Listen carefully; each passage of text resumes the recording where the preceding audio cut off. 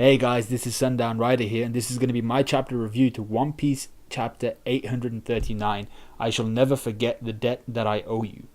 So we start off with the cover page, which is Luffy and Zoro and basically the rest of the crew just scribbling a number. Well, not scribbling, they're in like these giant brushes. They're scrolling down the number 3 on a face of somebody. It's like a bounty poster, wanted dead or alive. But apparently it's a reference to Kochikami. I don't know what that is. I haven't read the manga, if it is a manga, which I assume it is. It must be ending this week or soon or something. So yeah, we go straight into the chapter and we start off in the Germa Kingdom, welcoming back Ichiji and Niji, but this time they're inside the castle. They're not with the rest of the Germa army. They're talking about how the broccoli city or country was affected by Doffy's downfall, and how basically because of Doffy's downfall they had to scrounge around and try and find someone else to replace their lack of weapons, and they went to the Germa 66. So the siblings are talking about the war, and Sanji's just silent. He's not really saying anything, he's just eating his food. Now I'd like to talk about the imagery of the dining room. Practically everyone on Manga Stream picked up on this, on the eagle, the skull and lightning, the skull throne. It all looked very, very reminiscent of something Nazi. It looked very, very Nazi-ish. I mean, especially the eagle in the middle of the room. It looked like the introduction to Killzone 3. So it was very, very Nazi looking. And they're all sitting on their own chairs around this dining table with their own numbers on it. So that was pretty cool. I'd like a chair with my name on it. So we then get Judge saying that in the not so distant future they're going to be stripped of the right to participate in a reverie. So they were talking about reverie. I think Niji states it first, that it's reverie this coming year. Well, actually this year, and they have the right to go to it. But he says in the not so distant future they're going to be stripped of the right to participate in reverie. Now, why is this? Is this because of the wedding? Is Big Mom that much of a threat that if they were to marry into her family they wouldn't be allowed to go to reverie? But Big Mom was protecting Fishman Island, and Fishman Island was still allowed to go to reverie. So I'm not sure what that's about. Are they planning to attack reverie? That's many chapters ago I thought Germa were planning to attack reverie because they're the only kingdom who doesn't have land to their name, and if they go to reverie and kind of hold everyone there and threaten them, they could probably get land back, especially if they want the north that away, their North Blue Kingdom. So when it happens, when reverie happens and they're stripped of their title, of their right to go to reverie, Judge says they'll be one step closer to their goal. So what is their goal? I have absolutely no idea at this moment. I still think that they're trying to gain their kingdom back in the north. So we then see Niji telling Sanji to hold his head high for being useful for once. And he says that they were shocked when he vanished, and that they'd reminisced about him, usually about how he could have died in humorous ways. So when he vanished, they were just talking to each other about, he could have died in so many ways, which is kind of dark. But we know that his relationship with his siblings and his father is very, very strained and very, very one-sided. He absolutely hates them, and they just make use of him. So Yanji laughs at this, and then Sanji points down at Niji's food and tells him to finish what's left on his plate. And as soon as he said that, I knew something was about to kick off. If Sanji's telling someone to finish their food, something's about to kick off. So he calls Niji. So Yanji's laughing once again, and Niji's there, and he's like, "Oh no, I don't want to finish my food. I just had some awesome, like, tasty chocolate before, and I don't want to eat my food. I'm gonna throw it in the trash." So we all knew. It wasn't just me. Everyone knew that this was gonna trigger the hell out of Sanji, who then tells Niji to eat it again, but this time he's like giving him that intense stare with like killing intent all over the place. So he tells Niji to eat it, and he tells him to eat it again, calling him a spoiled and ignorant prince who doesn't know about the value of food. Like basically every royal doesn't know about the value of everyone, of the value of friendship, the value of food, everything like this. So Niji gets up and he's annoyed that Sanji was talking to him in such a way. He's a royal, and Sanji's his younger brother. He can't talk to him in such a fashion. So he calls Cosette, who's the head chef, and she's a freckle-faced young woman, and she apologizes for the food. And Niji's like, yeah, cool, just stay there and don't move a muscle. And then he throws the plate at her face. So she stands there in shock. She's been ordered not to move, so she obviously doesn't move, because we know the German army are loyal. If anything, they're very obedient. So she stands there in shock, closes her eyes, and just waits to get hit. But Sanji catches the plate, as we all knew he would. I didn't think personally that he'd catch it, but it's to do with the food in his plate, so he can use his hands. The food then drops to the floor, which was a bad move for Neji. He's dropped food, so he's just doing everything he can to really, really trigger Sanji. I mean, first off, he's bad-mouthing food. He's not appreciating food. Then he drops it on the floor, and he also attacked a woman. So Sanji's royally annoyed, and he's asking if Neji was trying to scar this beautiful lady's face, talking about Cosette. So Cosette is shocked and she blushes. So Neji says that she's just a servant, she's just a menial servant, we don't really need her, so why are you saving her? Reiju smiles and says, what a gentleman.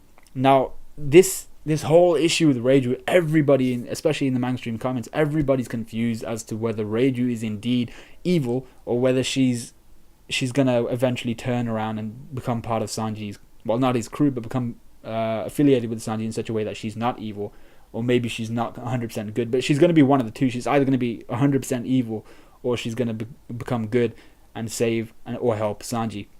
But I don't know what's up with Reiju. She's always smiling. She's always like reading Sanji's character almost. She's analyzing who he is, what type of character he is, and it looks like how some of the comments in manga stream were saying how she's analyzing Sanji in the way that Robin was analyzing Luffy when she first met him, and it does seem reminiscent of that.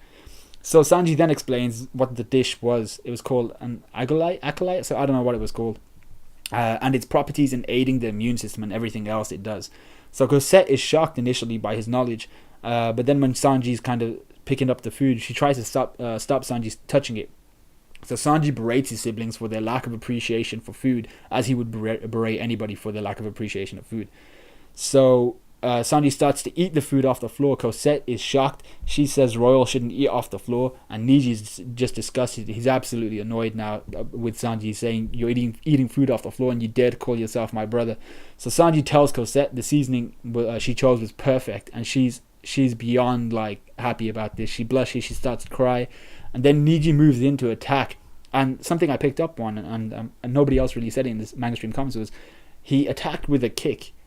Are all the siblings like kick-based individuals? I mean, Sanji, we know he's always had a preference for kicking with his legs. Obviously, you can't kick with anything else. But do they all attack in that manner? Do they all use leg-based taekwondo type-ish attacks, even though it's all freestyle?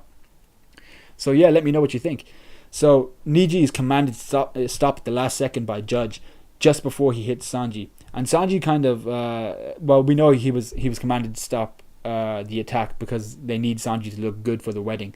And Sanji looked pretty chill when the attack came. He was just looking at it like, nah, I'm good with that. So a blast of air flies past Sanji from the force of Neji's kick. Now, I would be surprised at the strength of Neji, but we know that if it was Sanji who had kicked, it would have done pretty much the same thing, or maybe something even worse. And Sanji looked pretty cool with it at the time, so I don't think Neji's terribly strong, but then again, that wasn't a full power kick, or at least I don't think it was. So Neji then says that Sanji brings shame to the family. Sanji says his affiliation with his siblings and his family brings shame to him. He then berates his entire family for not appreciating a warm meal. He berates them for the men in the family raising their hands against women, and berates them once again for royals who are treating their subjects as expendable. As we know, the royals in One Piece tend to do. All the royals have been portrayed as evil except for Doflamingo's dad, but then Doflamingo was evil. So yeah, he berates his entire family. He goes off on one. He's just really, really annoyed. So then we see Reiju smiling yet again, and she's, like I said before, she's almost analyzing, understanding Sanji's character. I don't know what it is with her. She's either going to be 100% evil or 100% good, and I don't know what it is. So Ichiji then says that Sanji thinks like a commoner and that royals should act like royals. So Judge then pulls out a picture of Zeph and asks if he was the one who had such a negative impact on Sanji's upbringing. Sanji is shocked. He didn't think they'd have a picture of Zeph or even know who Zeph was. Judge says Big Mom's connections are vast and deep. They know Zeph's location, and we see that Baron Tamago was the one who recommended holding Zeph hostage, almost just the knowledge of Zeph hostage, he recommended that to Judge, and the exploding wristlets and everything, and the info on Zeph and the Baratie was his idea. So then Judge is like, oh, why are you so pale? So he blackmails Sanji with the assassination of Zeph, and says so long as he's obedient, everyone will come out unscathed. So the siblings then leave the room, and Sanji has a flashback to the island he and Zeph were marooned on. He then flashes back to his time on the Baratie, learning life as a cook. He keeps being distracted by pretty ladies, and Zeph scolds him harshly, kicking him with his peg leg. So he then remembers when he left the Baratie, and when he bowed down to Zeph and thanked Zeph for everything he'd done. Hence the title of the chapter. So the day after, we see the day after. No, actually, no. This is when Judge is talking to Sanji, still in the room, and he says tomorrow we're scheduled to have lunch with Big Mom and Pudding. So Sanji has to look good for that. So someone calls for a doctor.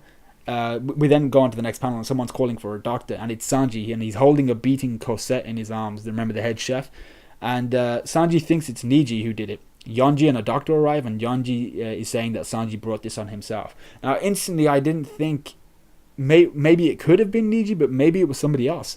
Maybe it was one of the other siblings. So Yonji asks if Sanji wants to see Niji, as all signs point to him being the culprit. So this phrase, this sentence here, just brought up it just rung all my bells in my head. It sounds very suspicious for Yonji to say that all signs point to him. Someone very, very guilty of something would say something like that. But I don't think Yonji beat Cosette. So who was it? Was it somebody else? It could have been Reiju. We don't know what her play is. We don't know what her thing is. So Sanji is angry, and he's royally pissed off right now, and he agrees to go. So they go through this thick circular door in some weird part of the castle. And Yonji says that Sanji should remember it, as they tried their hardest to get through it as kids. So maybe one of the only times Sanji wasn't getting beat as a kid by his siblings. So they enter a giant machine-type room with a huge machine in the middle with all these glass chambers around it. So the human-sized chambers. And it's basically a birthing containment chamber for clones. It's what it looks like. And basically German soldiers in these are in these body-sized chambers, these vials. They got corks on the top. So Sanji is shocked. A lot of people were saying on Manga Stream that they think they could be Virgo clones, but they just look like clones of another individual, maybe Judge when he was younger. They're all wearing sunglasses, which is where the Virgo thing may have come from. But yeah, it's basically a huge cloning chamber. And I want to know who came up with this idea, who designed the cloning chamber. So overall, it was a decent chapter. Nothing much really happened. We're really getting the suspicion for Reiju. I don't know what it is. She makes me really uncomfortable. I don't know whether she's good or whether she's bad. We're getting this huge build-up of hatred for Sanji's family, and I hope Sanji is the one who puts them down. I don't want Luffy to be the one to take Sanji's family out. I want Sanji to take Sanji's family out. Like I said, Reiju seems to be weird, but did Niji attack Cosette? I don't know. What do you think? Who are the clones of? Who designed the cloning chamber? So overall, a 3 out of 5, I think. It wasn't a particularly impressive chapter, but there was nothing wrong with it either. It was just another Germa 66 world building chapter type thing. So I wanted to see the conclusion of the Luffy Cracker fight, so I'm a tiny bit salty about that, but at least we got to see Sanji again. And yeah, I thought this chapter was okay, and I can't wait for next chapter. It came out early this week, so we're gonna have to wait a little bit longer to next Thursday. But yeah, let me know what you guys think. Like, comment, subscribe, all that good stuff, and I'll see you later.